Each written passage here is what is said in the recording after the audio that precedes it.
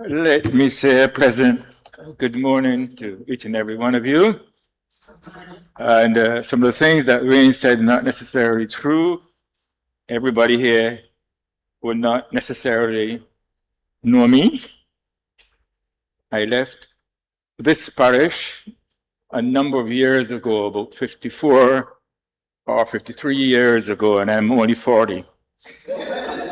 So you see how long I left this parish, and I remember some of you because I moved and had my being among some of you, but some others I would not necessarily remember. And let me disabuse your thinking about flattery from Canon Geoffrey about persons that are gifted. You've asked me to deal with a subject that I don't know how I can be gifted in because I have no experience in it. But anyhow, what I will try to do this morning is to explore a few thoughts on what some people think heaven and earth might be like. You've had 2 sessions already, and I assume that you might have come across the value of story, not just fibs, but actual stories that people told in order to express the meaning and in order to understand what it is that life was offering to them. So since story is such an important part in our development of our human narrative, I'll begin with a story just outside of this church at St. Bartholomew many years ago. Long before there was a fairground, the fairs were held in churchyard. And at one of these occasions, there was a little altercation between, I say altercation, might not have been an altercation, between a man called Eustace Mosley, some of you will remember him, and a lady, I say elderly lady because I was young then and everybody looked old to me at that time. I don't know what it is she was doing, but right outside the door there, she and Mr. Mosley had this little encounter. And she was heard to say, "You don't know that heaven is already full?" In other words, for her, heaven was a place. It was a place, and it was a place that you would get to or go to as a result of your efforts. So in other words, I understood it then and still now to be saying to Mr. Mosley that his efforts were useless because heaven had no more space. So therefore he could not get into heaven. From that conversation as well, I understand that she was saying that heaven is a place that is predetermined.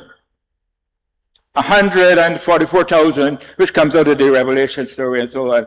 144,000, and those 144,000 have already been taken from the 12 tribes of Israel.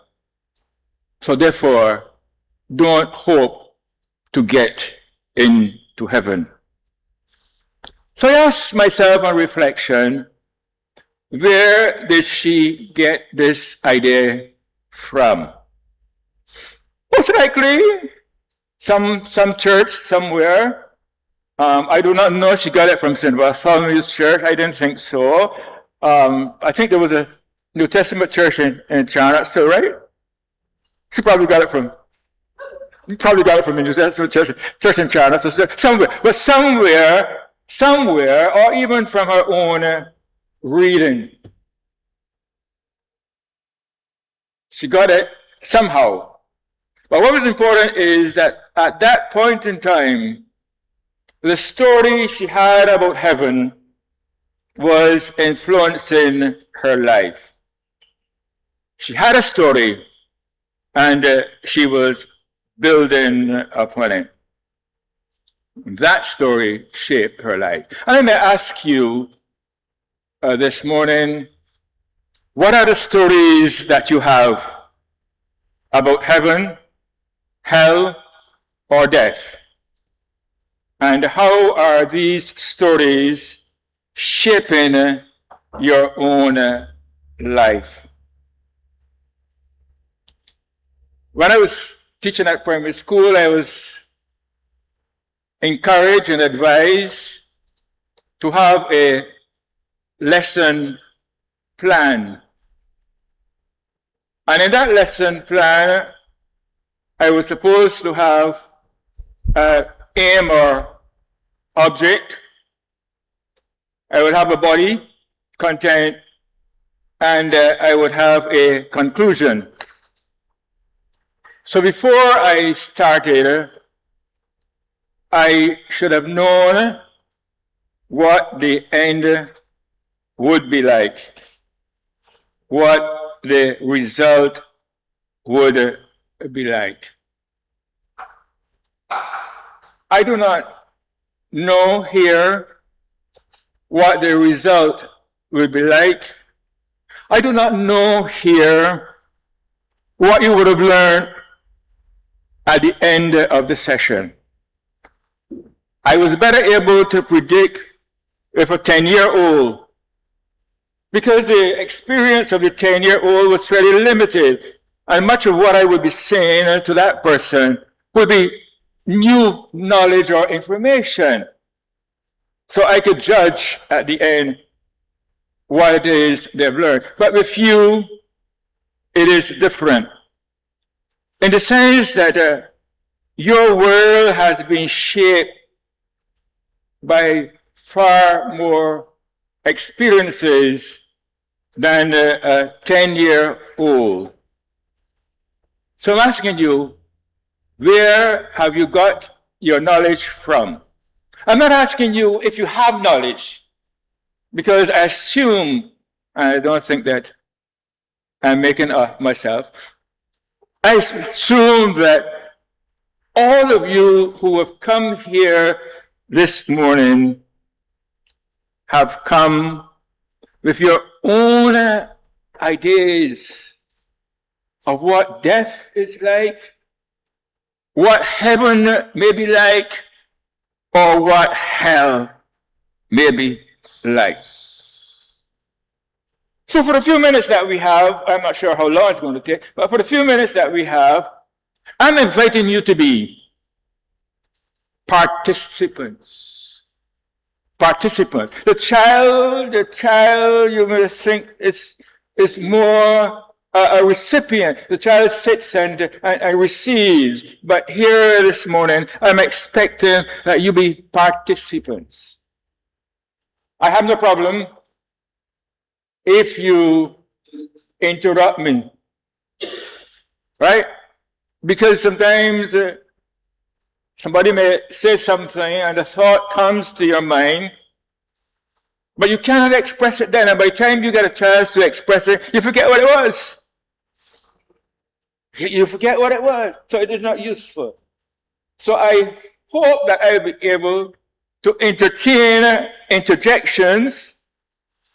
Questions? Yes, questions. I don't know if I can answer the questions you ask, but you can ask them nevertheless. If I think I could venture an answer, then that is what I will do. So let me ask you then, what are you here for this morning? What are you expecting? If at the end of this session, and somebody asks you what you got from being in the session this morning, you should be able to say something. I got this, I got that, I ain't got none at all. As happened fairly often at the end of church services sometimes. I ain't got nothing at all this morning. I don't know if you say that. I don't think you say that.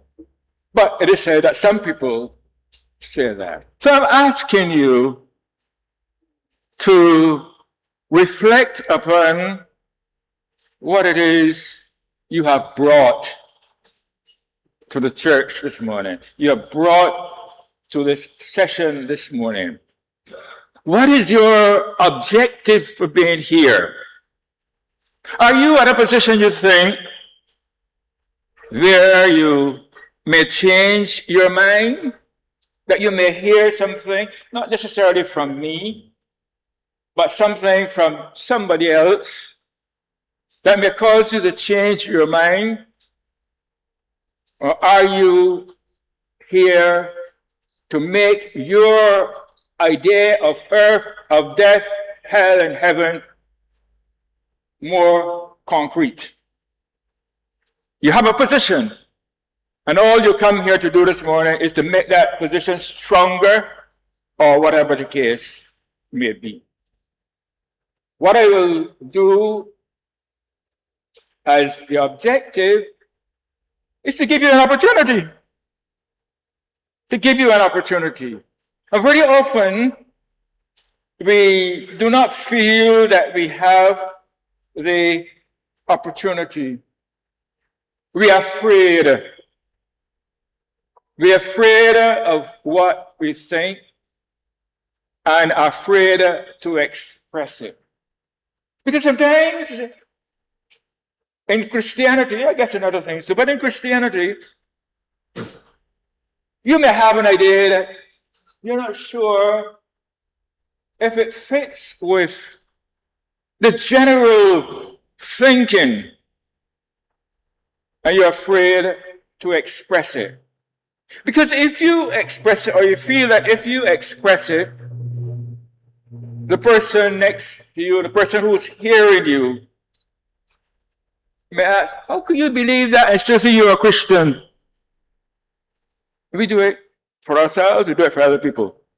We listen to other people say certain things. Charles Morris, we listen to, and say, but how could he be a Christian? How could he be a priest? We do that. So we are afraid to express what it is that we think. So really, all I want to do this morning is to give you an opportunity to reflect upon what you already believe. I am not going to change your mind.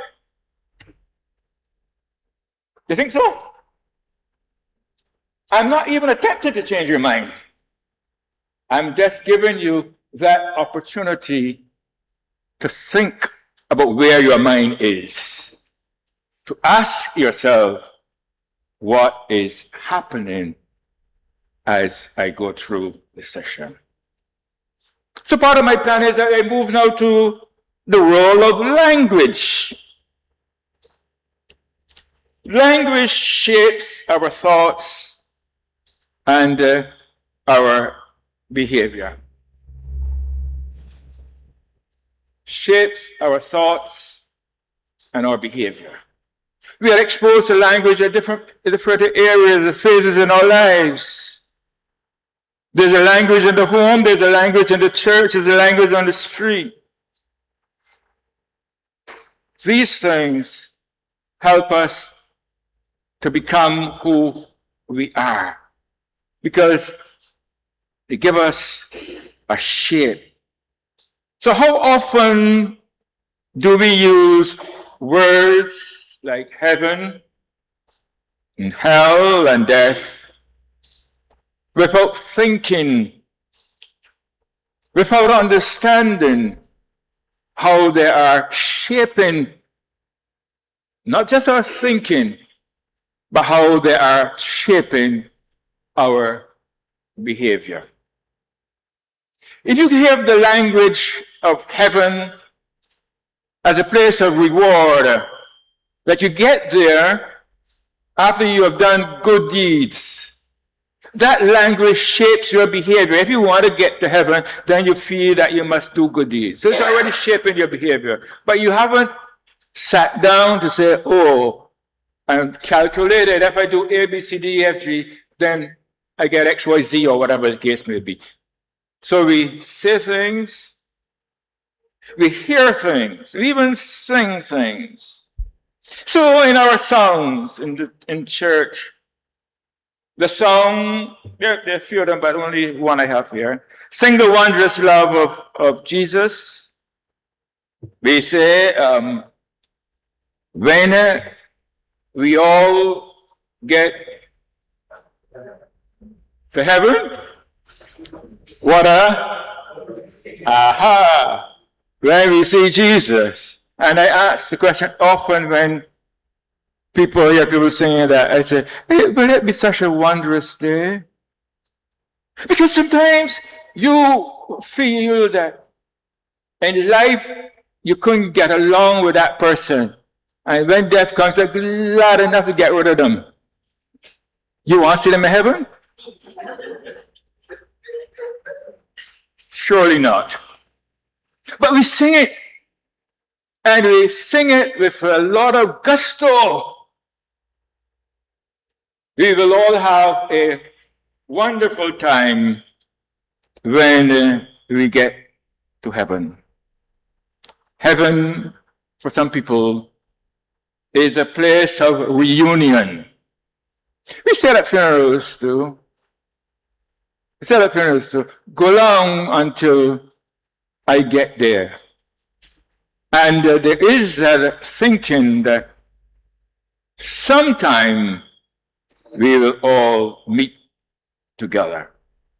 But heaven can be a place of surprises. Surprises.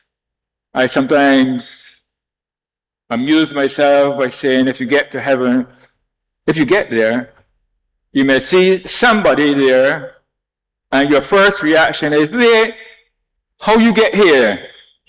We can't be in the same place. So it can be a place of surprises. Life is a journey. And we see heaven as a possible destination. Our thoughts, our ideas about heaven are reinforced in a lot of the things that we do and say almost every Sunday. Every Sunday, we do the Lord's Prayer. Every Sunday, well, we could do the Apostles' Creed, but they're set as part of our worship. In the Lord's Prayer, where heaven is portrayed as a model or as a pattern of behavior. So what do we say? That things on earth may happen like things in heaven. Heaven is the pattern that we use as a copy here on earth. So we say, every time we say the Lord's Prayer, may our existence here on earth be like that, we may use the word reality, the reality that we perceive heaven is like. We have the Apostles' Creed. In the Apostles' Creed, we say Jesus descended to the dead. Sometimes that's referred to as hell. And then ascended to heaven and is seated at God's right hand. So when we speak of heaven, we speak of the abode of God. God came down from heaven, God did these things, and God went back to where he came from.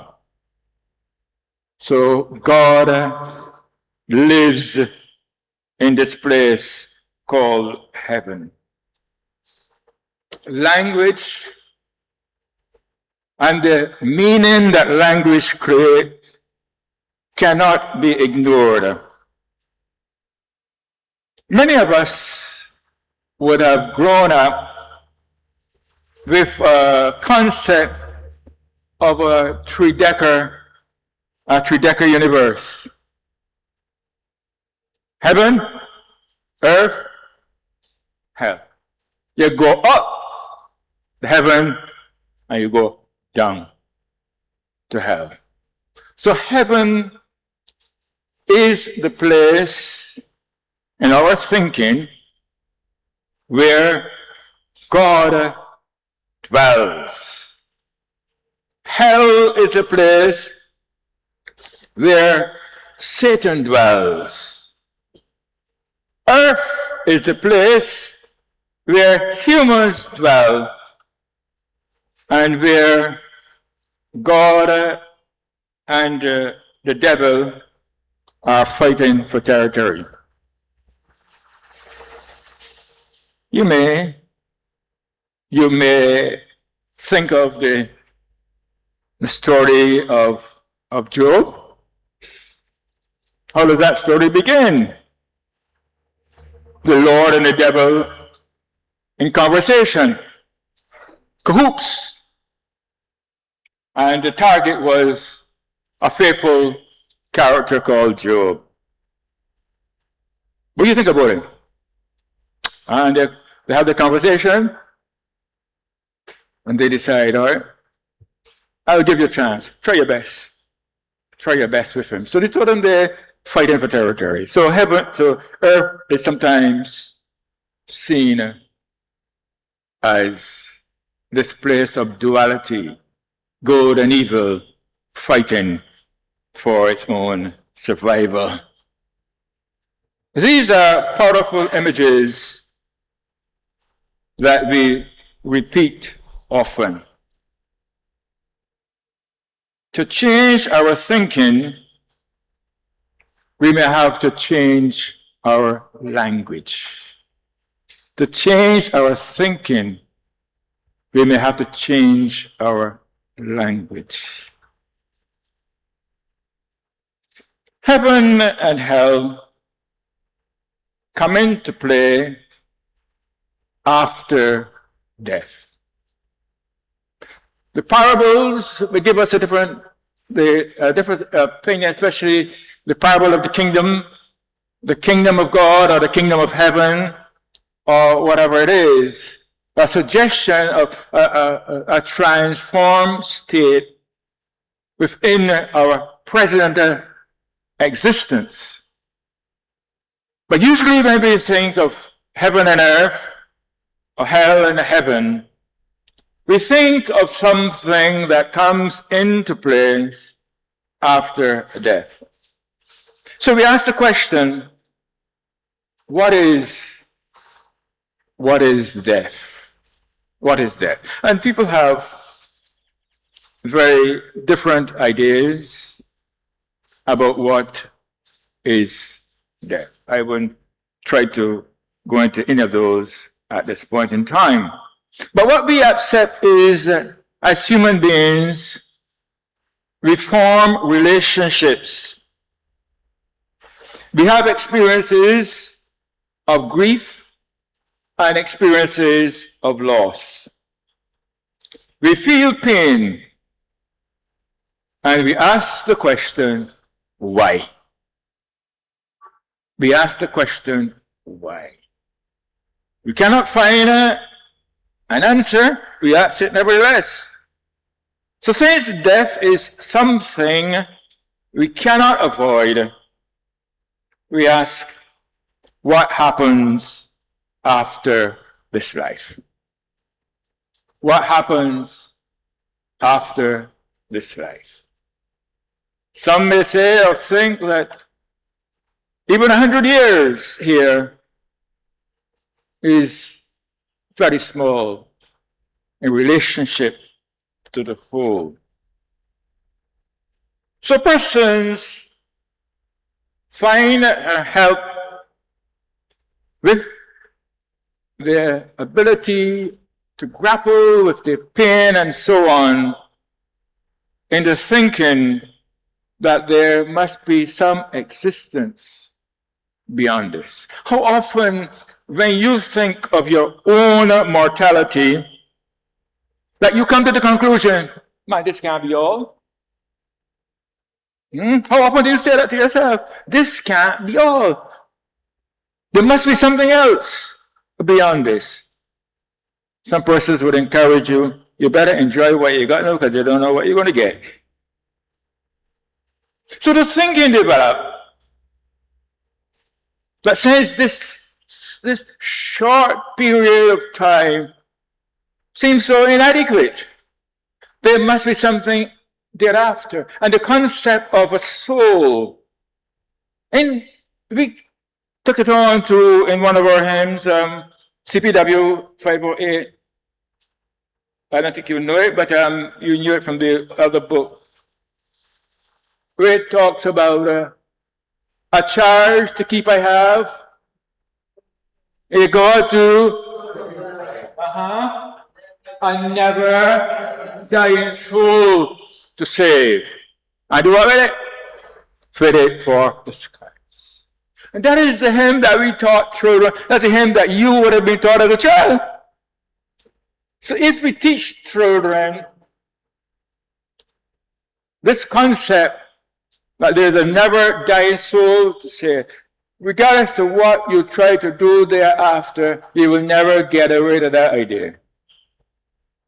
They will always be thinking that.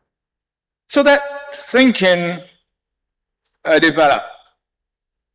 But in Genesis, we don't have the concept of a never dying soul. In Genesis, we are told that the life in the human being is the breath of God.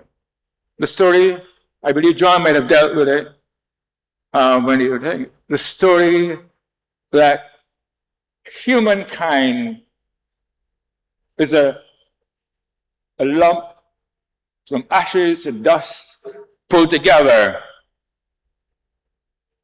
But what made it what we think it is the injection of God's Spirit, ruah, breath, whatever you choose to call it. And then we became living beings. The question is, if the breath defines life,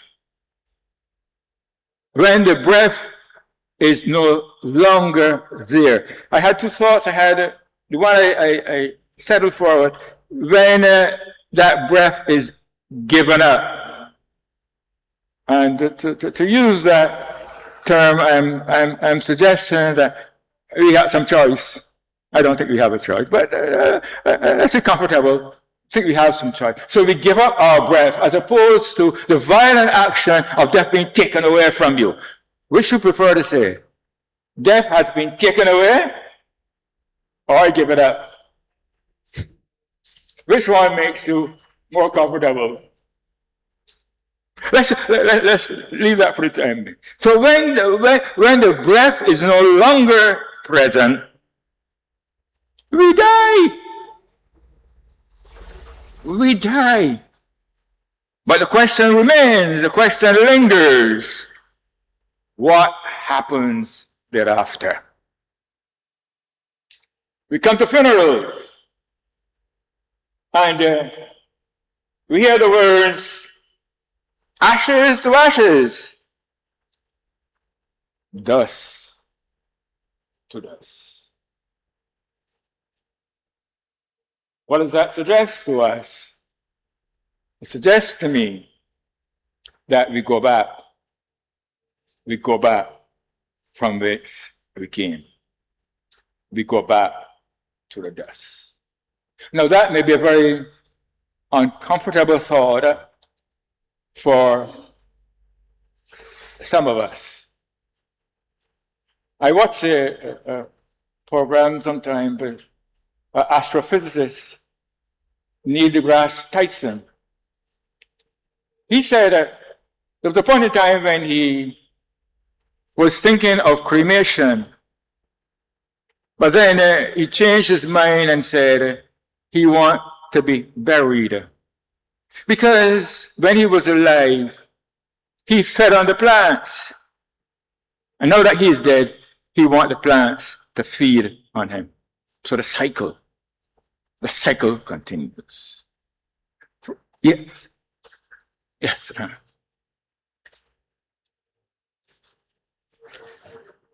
To change our thinking, Mm-hmm. we need to change our language. Mm-hmm. And I'm wondering, how does the church, because we've always been taught by the church, even the schools were church related, correct? Mm-hmm. Mm-hmm. So how does the church propose to change the way of our thinking when we've always been taught that we will all go to heaven? And today, to get to heaven, you gotta die. Yes. So, and like you said, there's heaven and then there's earth or the world, whatever, and then there's hell. So, and every day we hear the end of the world is coming. So in fact, when you die, isn't that the end of the world? I think so. Your word. But your word doesn't end when you die, you know. There's something. But how do we know really? No, I'm not talking about the physical. Your influence will not die when your breath is given up. Somebody will remember you. Somebody will say, because of you, I am this. So you live on. It's interesting for me to listen to people talk. Your legacy lives on. Huh? You call it legacy, I call it life. It's just a different way of thinking about life. It's a different way of thinking about life. I am amused sometimes to listen to people talk. And they would say, you know, I was going to do something, but I remember my mother told me something. Mother died ever since. But she isn't dead. Because in reality, she still has influence over you. So I would like to think of life more than just this physical kind of structure here. Like, say it beyond that. How does the church would change the thing now? Courage. The church needs to grow a little courage. Yeah. It's not going to be an easy thing, even to change the language. I have traveled with persons who understand their life experiences differently, but they can't get out of that tub because every time they make a step forward, they remember what the church said to them then. It's a difficult task. It's a difficult task. But you are attempting here in the freedom of each other's company to at least try to do a little bit of different thinking. So in call for courage, great courage. The church has made a few little steps here and there, but they're not all that significant. It's fear is going to prevent the church from. Because if I take away this from you, the question is, what do I leave you with? But I always think, if I take away something from you, you're not going to have an empty space. You're going to fill it with something. And I would hope that what you fill it with is better than what you give up. But it's going to take courage. Yes, Andrew? Yes. Is it what the church says or what the Bible says? I read that the Bible is the church's book. There is no Bible without the church. And as you start looking, there's some interesting discoveries that are being made. Very interesting about the way how the Bible was structured. And we can't now, well, I can't now Say, the Bible says this and Jesus says this. This morning we read, I think it's in the gospel, if you have a quarrel, tell it. Jesus says, it prefaces with saying, Jesus says, if you have a quarrel, tell it to the church. Jesus couldn't say that because there was no church in Jesus' day. So he can say that. It's what the faith of the people that is very much represented in the context of the scripture. So scripture is open to interpretation. And if you accept that there is a God who is still alive, then that God must still speak. There's a lady now dead. He has a little sister who would always refer to Acts chapter 29. How many of you have ever read Acts chapter 29? Any of you? You can't because you know Acts chapter 29. Acts stops at chapter 28. There's no chapter 29. But she believes that Revelation continues. So it doesn't stop with Revelation, the last chapter, and the last verse. So the Bible is a church's book. The church determines what's in there. The church determines how to interpret it. It is the church's book. You may not want to accept that, but that's part of the reality of life. All right? Any more interjections there? You comfortable? It's still here? But every church is open, every Bible is open to interpretations. Okay? Why do we necessarily have to follow what the church is saying? When I say the church is saying, if it's open for interpretation, Yes. you don't necessarily have to follow what the church Why is saying. I say you gotta say you gotta follow? I didn't say you're right. What I will encourage you to do is to what we're looking for in life is certainty. And there is no certainty in life. There is no certainty. There are some things that follow a natural pattern, like the left foot goes in front, the right one in front of the left. That's really natural. You're certain of that. But even that comes into question sometimes when I start getting not so good, ain't sure whether the right foot can go in front of the left one or not. It becomes uncertain, so walking becomes difficult. Even that becomes difficult. Yes, the church is open to things. The church has developed something called the orthodoxy. That which is believed by the majority. But it's more, well, people say, it's not even a democracy. But that which is believed by the majority. So, if you're going to make a decision, you can make it by yourself, or you can have a collective decision, hoping that if you're in the church, you will say, it seems good to us and to the Holy Spirit. So therefore, that is the action that we are going to take. All right? So we get back to the thing. Heaven and earth is places where the dead may go. Right? Where the dead may go. And if we come to extend this notion of where the dead go, the notion of judgment comes to play. We all say, every time we say the Apostles' Creed, he will come to judge. Oh, everybody, those who are dead and those who are alive. You can't get away. You can't get away. I'm struggling. I've been struggling for a little while with this. The whole notion as well of sin. You sin in thought, word, and deed. I struggle with that all the time. You sin in thought. And you say, well, if I sin in thought, because I do it, I sin anyhow.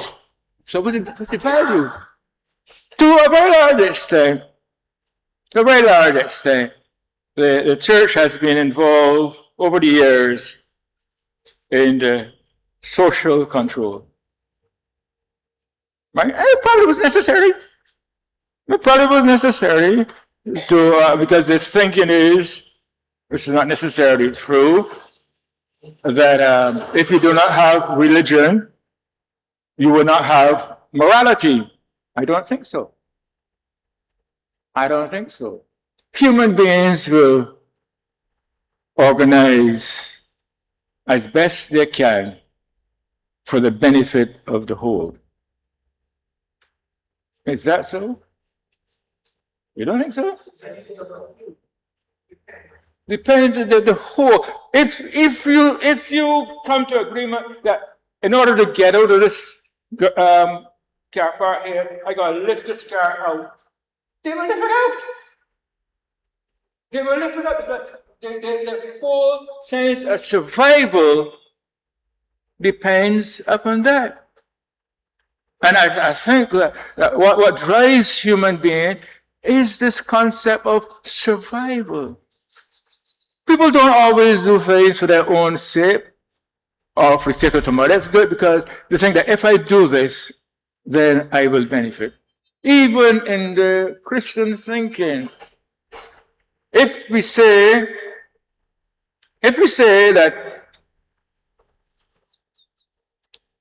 we get to heaven by our good deeds, people who want to get to heaven will do good. It doesn't have to be anything religious. It is your own survival that you are looking after. So that's why the scripture would say, do unto others as you would have them do unto you. Use yourself as a kind of judgment for your behavior as well. So we have the notion of separation. Separation is not only something that comes after death. Separation is an earthly thing because it comes with the concept of justice and righteousness and all that kind of thing. So the life on earth, for many, is lived as an entrance exam. I wouldn't say 11 plus, but an entrance exam. If you want to get to heaven, these are some of the things that you should do.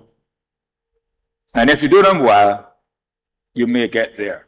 So we come to Matthew. So in Matthew chapter 25.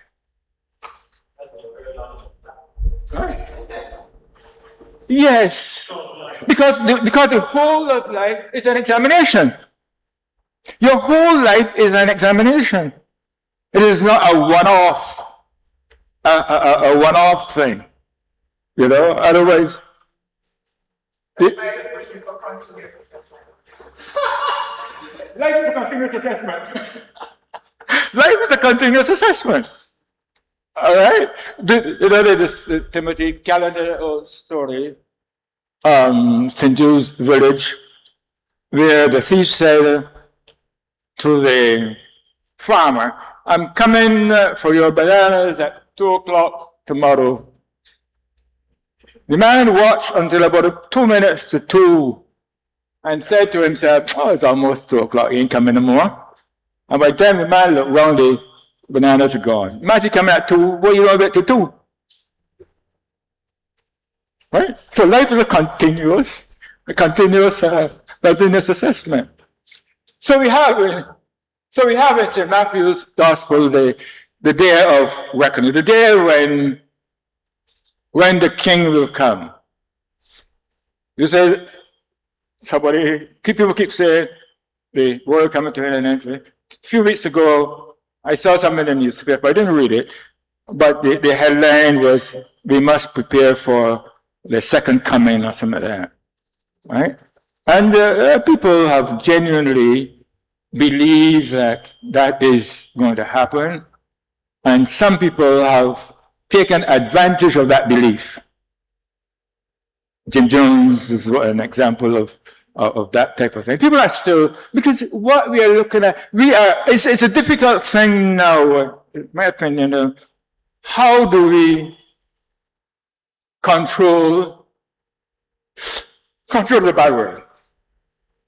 Control is a bad word. How do we influence behavior? As a more polite word. How do we influence behavior now? And for many of our young people, there's a new term coming now. This person is a YouTube influencer. Who are the influencers in our modern day? The church tried in the past, but it's not the influencer now. Right? So the day of judgment, the day of reckoning when the king comes, we have a story in the thing. Give an account of your stewardship. Those who saw people in need and responded were the ones who were deemed as righteous, the ones whom the parable say, enter into the joy of the Lord. The other said, but I don't know what you're talking about. When did I see you? And they're told, inasmuch as you didn't do it to one of the least of these, you didn't do it unto me. So there is that day of separation. Whether you go right or left, according to this parable, has to do with your actions. St. Paul may tell you something that's different. St. Paul may say we are saved not by our action, we are saved by our faith. But that's another discussion for another point in time. So heaven and hell have become the place where the dead go. In very early African thought, they were very simple about this. They developed the concept of ancestors. Those who did well became ancestors. Those who didn't do too well were thrown in the bad bush. Story done. Story done. In the Old Testament, we have the concept of Sheol. Not hell. Sheol is not hell. Sheol is a kind of shadowy place where the dead go, and they don't always stay in there. They stay in there until they're forgotten. They stay in there, they're forgotten. So we have moved over time in thinking or working out this concept of basically what happens to the dead. Where do they go? And why would they go here and not there? So we've developed these concepts about heaven and hell. And the latest one we will have developed is the New Testament one, that we shall not all die. We shall be changed in the twinkling of an eye.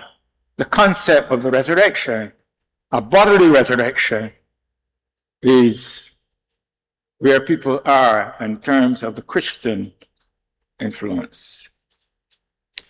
Heaven was usually thought of as a place, and one of Jim Reeves' songs is, "This world is not my home. I'm just a passing through. Treasures are laid up somewhere beyond the blue." And all the other nice things that the angels beckon me. These are concepts that we have developed in order to help us to deal with whatever life throws at us. But hell is not, for those who are afraid, hell is not a place of burning. I don't think that if you go there, that you're going, the place where the worm never dies, where you burn all the time. That's true. as though he went there.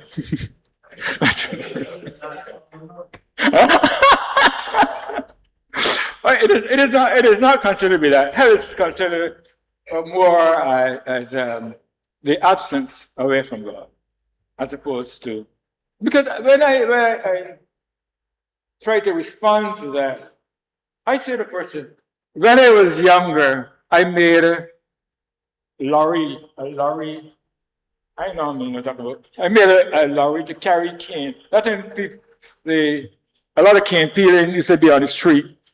So I made a lorry, I loaded up my lorry with cane peeling and so on. I said, I've taken time to put effort into this lorry.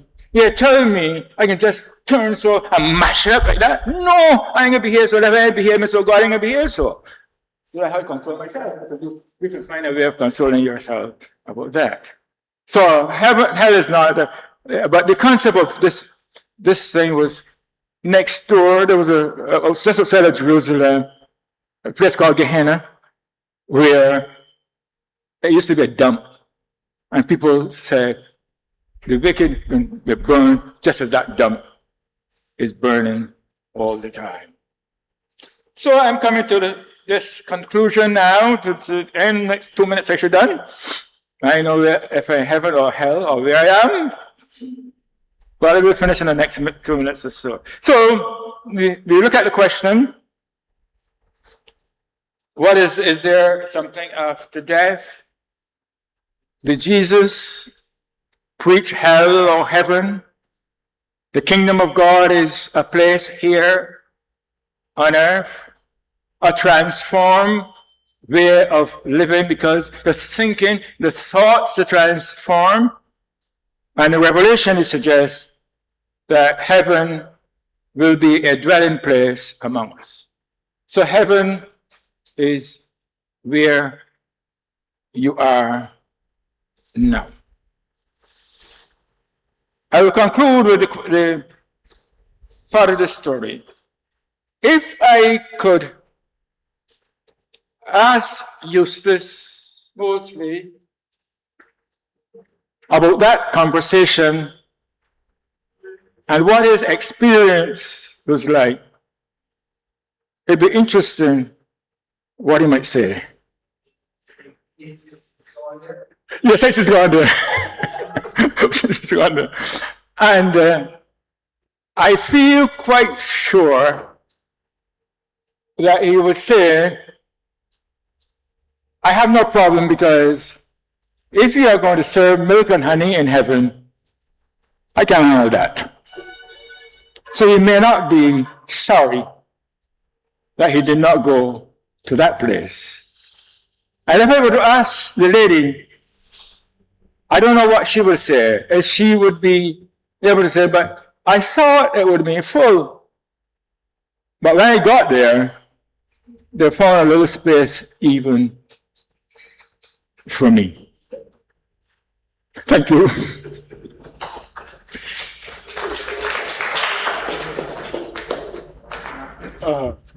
But Canon, your whole concept tells me that heaven and or hell is really a state of mind. Yes, it is, rather than the place, yeah. Your conscience, in other words. Uh-huh. So my question is, why don't the church preach towards that concept rather than, the church has always told us that do the right thing, you go to heaven, or you might go to hell. So why don't you get the clergy address your actual state of mind? I think if you start listening, sometimes you say, there's some things that are changing, but it is a very difficult thing. If you start out with one thinking, how do you get people moved from where they are comfortable to a point of discomfort back to comfort? How does that process work?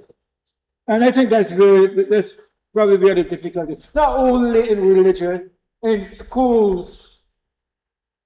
In schools, you have great difficulty in changing what Somebody said to me, what primary school, the primary school teachers are here? What primary school teachers say to children when you get to secondary school, you can't unlearn them? So it's a very difficult thing. Changing the person. You're comfortable with what you have?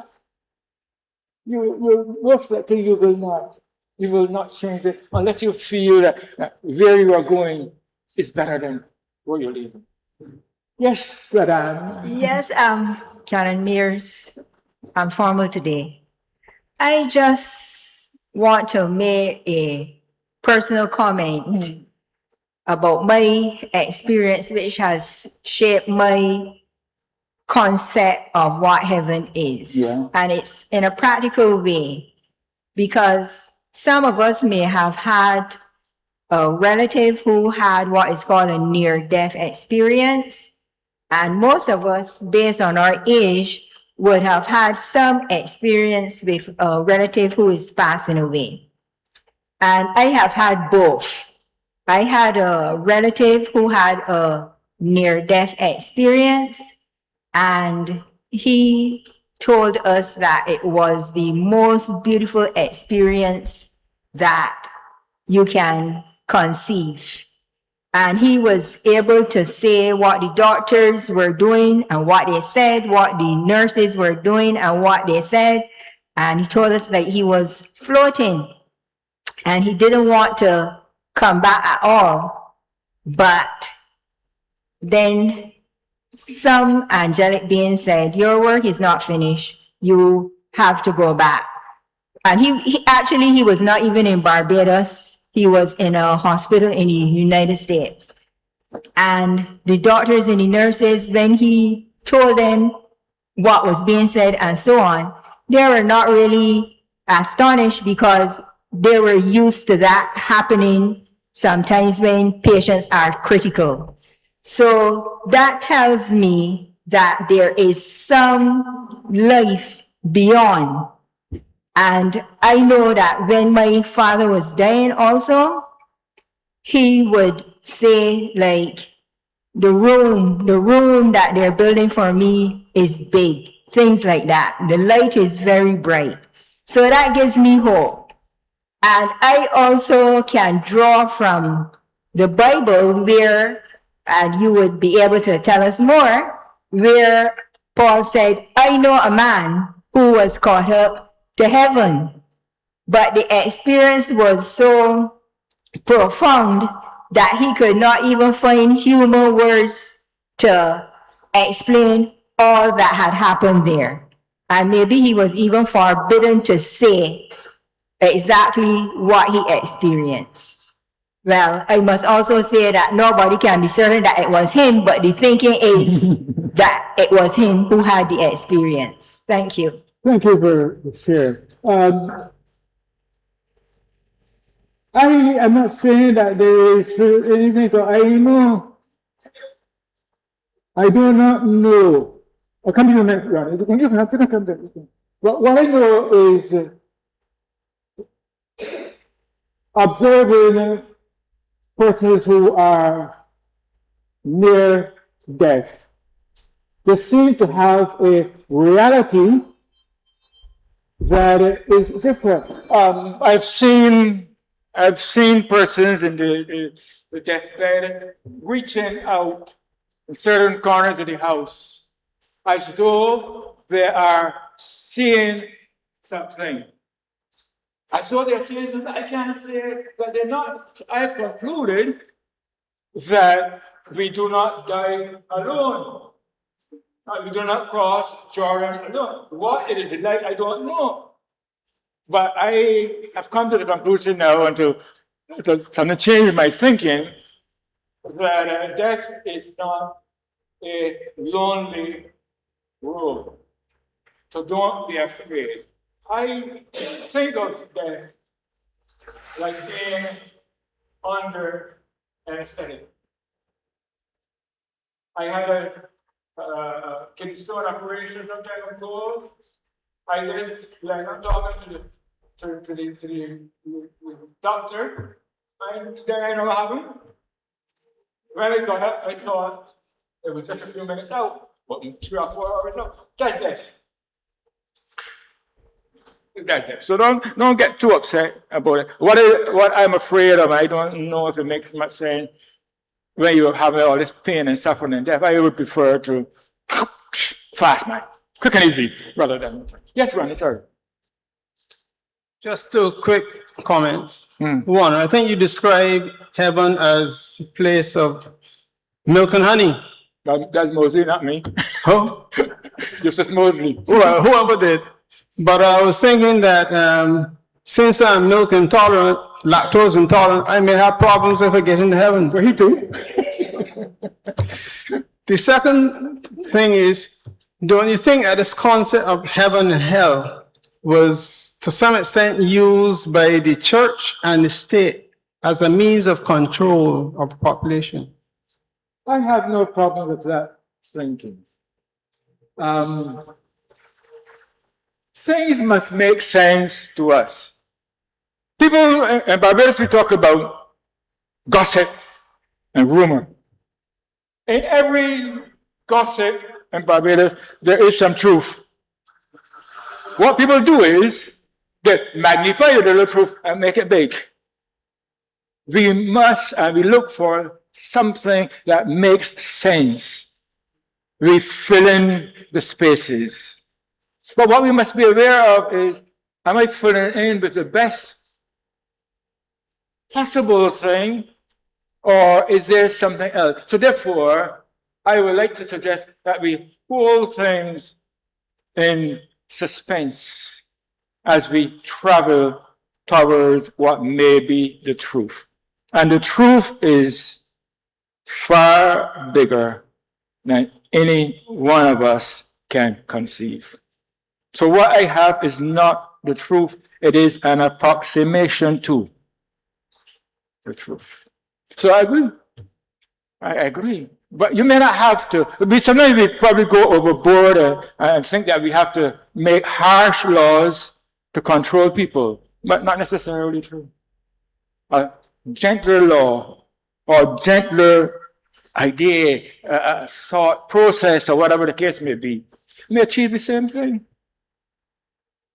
But we do what we have to do, what we think we have to. All right? Yes, please. You earlier said, well, just in summary, you know, life started with God breathing in the body, and life ended when the breath, whether voluntary, given up, or taken. forcefully taken, but that's the end of it. And then the question is this all there is to life? Is it going back to the dust? Is that the end of it all? Are we missing something that we should have been taking account of? The body is physical as well as spiritual. We seem to focus a lot on the physical and a little bit of the spiritual.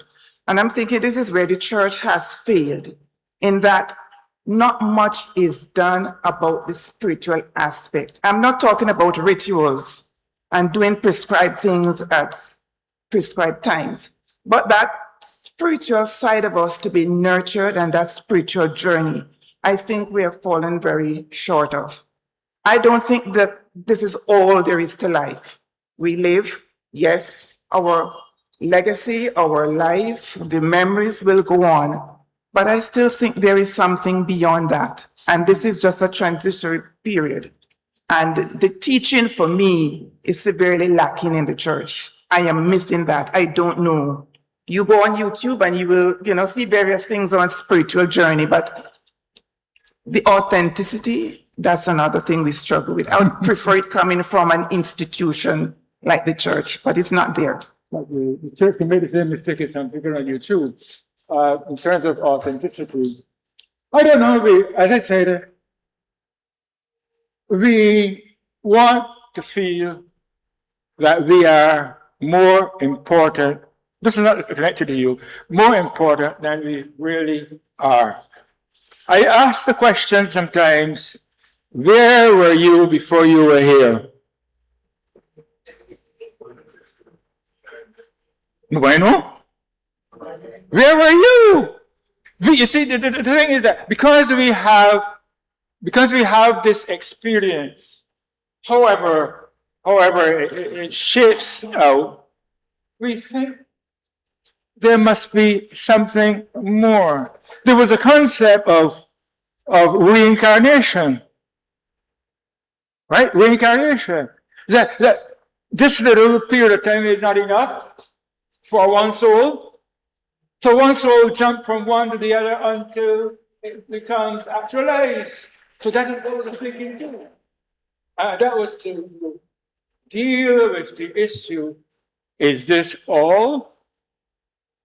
That is the thing. Paul talks about, but it sort of destroyed in Corinthians. This whole idea of soul and body, and the body being just a machine or incubator for the spirit and all kind of things. So we try to move away from this distinction between body and soul. I am who I am. Body and soul together. So for funerals now, you may not notice it, but funerals, we do not commit a soul. I commit this body, because you are nothing before that. So we try to sort of play down to some extent, if that's the correct term, this whole concept of the spirit being an actual entity within the body, and the body only there. So Paul, the Gnostics in Corinthians were looking at how soon can I get rid of this body in order that the soul may be liberated. Is that the way it is? We do not know really. We are all guessing. There's this story of the man and the blind man and the elephant. It would be wrong for us who are all blind touching the elephant and describing what we say the elephant is.